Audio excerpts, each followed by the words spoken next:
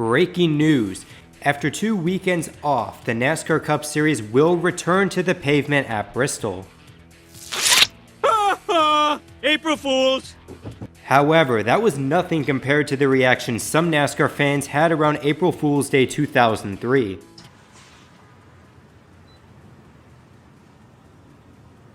What the hell? So to set the table, we'll flash forward a few months to January 2003. The good old days where NASCAR was at its peak mainstream popularity. Attendance, TV ratings, sponsorships, you name it, were at an all-time high. With big bosses willing to spend big money, some tough decisions were at hand for then CEO Bill France Jr. He longed to further expand NASCAR to big markets, particularly 2 already successful tracks on the West Coast. One of the options was a 41-week schedule, with 38 points-paying races deciding the champion. But of course, the NASCAR schedule was already growing and demanding as it is. Possibly racing into December with barely any weeks off was just too much for the drivers and teams. What came instead was a rather controversial schedule realignment spanning the 04 and 05 seasons. The at the time popular Auto Club Speedway was awarded a second showing, prime time under the lights on NBC. Texas Motor Speedway, after several legal hurdles, finally got that long-awaited second race. This would turn into the AAA Texas 500, the annual fall race we all know and love to death. Finally, you had the fast-growing city of Phoenix receive a spring date. This would give the track 2 races for the first time in its near 20-year run. Brian France quoted the schedule realignment as an important milestone in NASCAR's realignment efforts because it provides opportunities for more fans to experience first-hand NASCAR Nextel Cup events near their hometowns. But with the fantasy of getting everything you wanted came the harsh realities of shifting traditional tracks to the side. NASCAR analyzed 4 southern tracks for realignment, which included Atlanta and Charlotte. These were 2 popular tracks near big cities, showing how they wanted to shift south races to the west. Now ultimately both retained their events for the time being. Instead, Darlington Speedway saw its Southern 500 get relocated to November. Once the traditional stop on Labor Day weekend, admired by many fans, would end after 54 years. 1 year later, the South Carolina facility was cut to just 1 annual stop on the schedule, and saw another date relocation, this time to Mother's Day. The track hit the hardest, however, was the Rockingham Speedway. They were given the Atlanta treatment as they received a cold February date after the Daytona 500. Even after producing a thrilling finish between Matt Kenseth and Casey Kane, it wasn't enough to remain a NASCAR facility.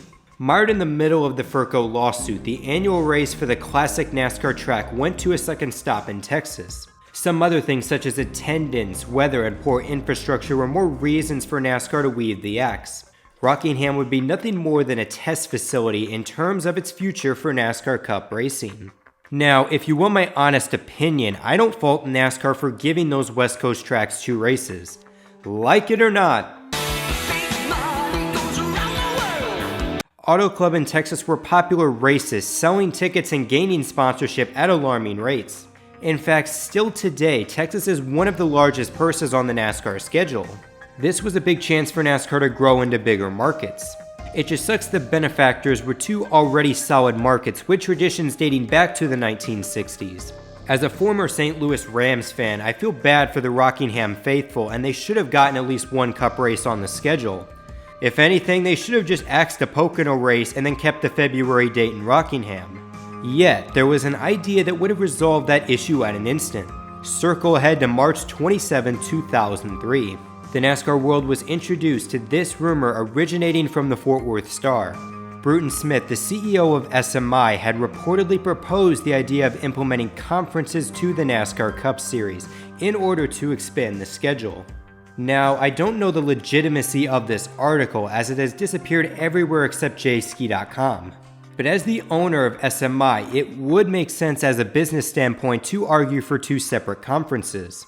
As quoted in the article, Smith longed to create an American League and a National League where you run 2 races every Sunday. That would mean more races on his properties, meaning big money for himself and Speedway Motorsports. Now, to the relief of NASCAR's faithful, this idea of splitting up the tour was rejected by Bill France Jr. twice. But from the mouth of Bruton Smith, making 2 separate conferences could be achieved. You've got a West and an East. If NASCAR wants to tackle that, it's going to be tough to do, but it can be done. I've studied it to death and it could be done. So, let's say out of borderline chaos, Brian France accepted this proposal. NASCAR's most radical change in its 50-year history, and more than likely all time.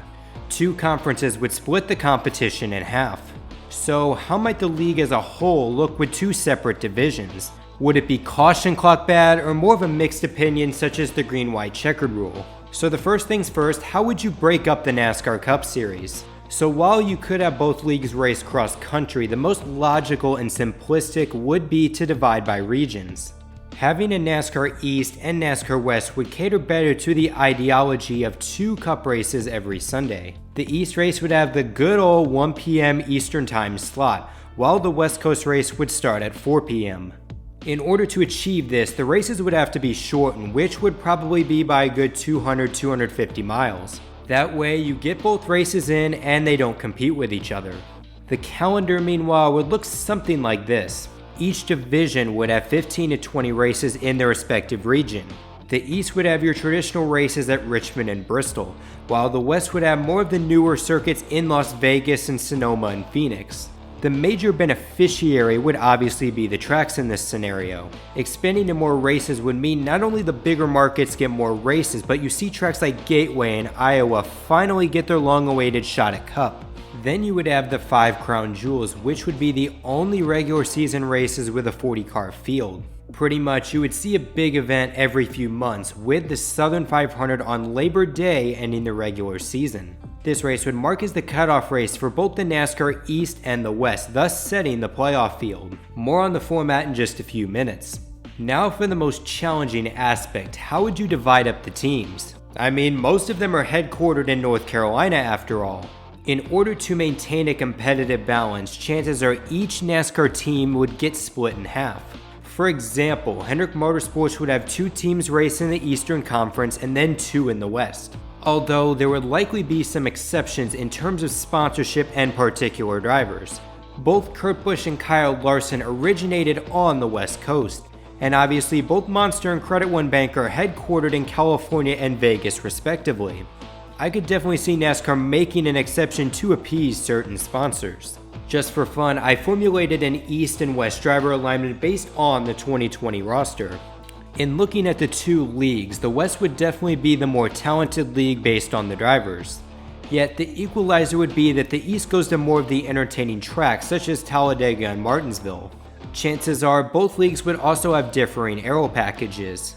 That would give a West race a unique feel compared to an East race and vice versa. Finally, how would this system crown a champion, and how legitimate would this format be? Now, for the most part, the playoff format would remain mostly the same. You have stage points, you have wins, and you have regular season points that would likely determine the drivers competing for the championship. Meanwhile, the regular season championship would also remain unchanged.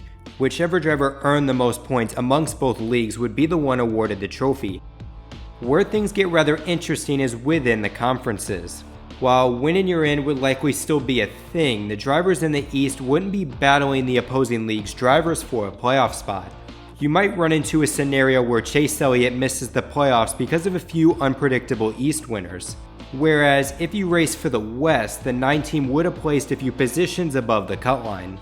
From that point, you would see the postseason drivers from both leagues combine to make a 20-car, 10-week battle for the championship.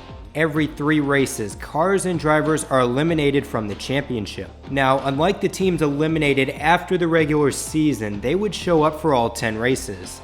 Chances are you would see team owners sell sponsorship to corporate America once they know they're in the playoffs. Plus, do you seriously want a 3-car race like in Cars? Albeit the way NBC broadcasts the championship now certainly makes it feel that way. So, what do I think of this idea? Now I'll say this, I'm an unconventional NASCAR fan as I'm more accepting a change than some others. But honestly, while it does add some more races, there are just too many loopholes with adding conferences. What if the East race gets rained out? Would you seriously risk directly competing against your West race or angering the fans who paid admission? And then of course you have the teams assigned to the West Coast. Hendrick or JGR might be covered, but On the flip side, tight budget teams such as Rickware Racing might have serious problems moving out west. Then of course, all these changes could very well lead NASCAR to an undesirable IRL kart situation. And you thought now was bad, try picking between the NASCAR East and the NASCAR West. Thank goodness this cringe scenario never played out and probably never will. So anyways, this is NRF signing out, and just remember, life's a beach and then you drive.